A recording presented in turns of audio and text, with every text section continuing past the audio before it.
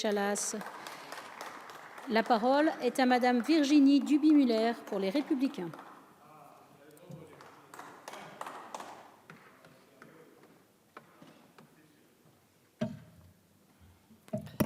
Merci Madame le Président, Monsieur le Ministre. Nous nous retrouvons ce soir autour de la proposition de résolution proposée par le groupe La France Insoumise. Si je suis entièrement d'accord avec l'ambition de son titre, que l'intérêt général prime, nous ne demandons que ça, et même si je ne suis pas forcément en adéquation avec son orientation, ce texte a clairement le mérite de mettre la focale sur une problématique que nous ne connaissons que trop bien sur le terrain, les inégalités territoriales et les fameux déserts de services publics. Des maternités qui ferment, le manque de personnel soignant, des écoles qui n'arrivent pas à garder leurs enseignants, des gendarmeries et commissariats qui se vident ou subissent des turnovers incessants. Ces situations sont la conséquence d'une mauvaise politique publique qui, à trop vouloir harmoniser la politique salariale, verse dans l'égalitarisme. Encore la semaine dernière, le ministre de l'Éducation nationale, Jean-Michel Blanquer, a reconnu sur RTL les difficiles conditions de vie des enseignants qui n'arrivent pas à vivre de leur salaire selon les zones géographiques, citant Annecy ou Paris. Cela tombe bien, une solution existe déjà face à cette problématique depuis des dizaines d'années. Je profiterai donc de notre débat pour rappeler le principe de l'indemnité de résidence des fonctionnaires ou prime de vie chère qui est versée dans certaines zones du territoire où la vie est particulièrement chère, comme l'Île-de-France ou à Toulon. Cette prime s'élève à 3% du traitement brut, mais elle n'a pas été réactualisée depuis très longtemps et le classement n'a pas été revu depuis mars 2001. Vous n'êtes pas sans savoir, Monsieur le Ministre, que le coût de la vie est particulièrement élevé en Haute-Savoie et dans le pays de Gex en raison de la proximité avec la Suisse. Ce département est l'un des plus chers de France. Le coût du foncier et le coût du logement sont particulièrement élevés, en particulier dans la région annécienne, dans le Genevois ou en zone frontalière et également en station. Le coût de la vie est quant à lui aussi élevé qu'à Paris en raison de la proximité avec la Suisse. Conséquence directe, alors que notre département dynamique accueille environ 10 000 habitants de plus par an, nos administrations sont directement pénalisées et souffrent d'un important turnover de leur personnel, voire une pénurie qui nous pose de graves difficultés. Certains fonctionnaires préfèrent même résilier leur mutation avant même de s'installer, dès lors qu'ils ont constaté le coût élevé du foncier ou de la vie.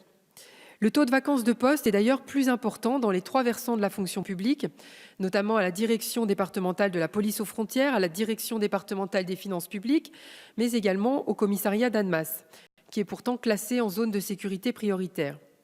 C'est aussi le cas pour la fonction publique hospitalière.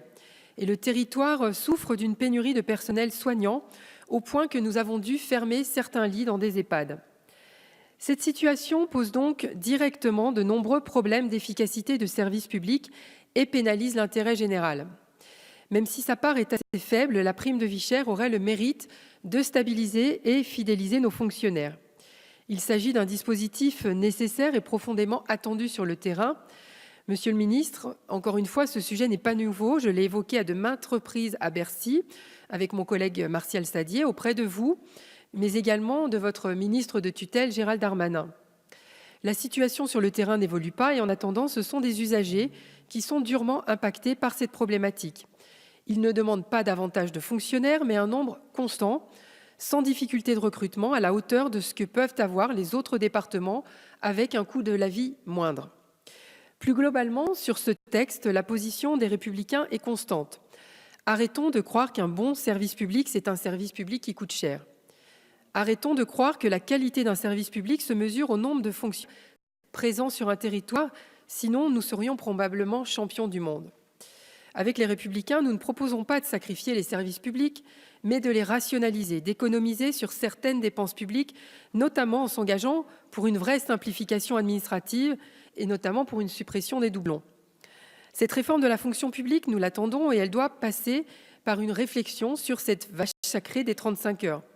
La France est d'ailleurs le pays de l'OCDE où la quantité de travail par habitant est la plus faible, notamment en raison des 35 heures. Notre proposition est simple, donner plus de souplesse, notamment grâce aux heures supplémentaires. Tous les salariés qui travailleront plus gagneront plus.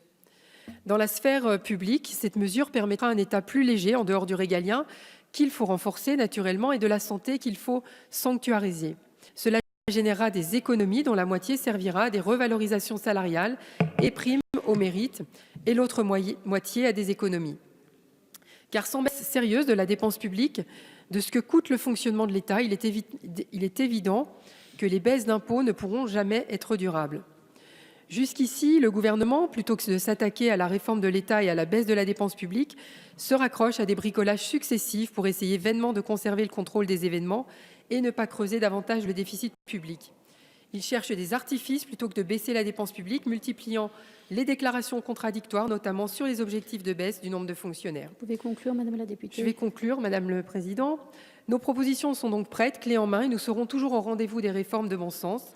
Monsieur le ministre, j'espère une inflexion de votre politique de la réforme de l'État avant la fin du quinquennat. Je vous remercie. Merci, Madame la députée.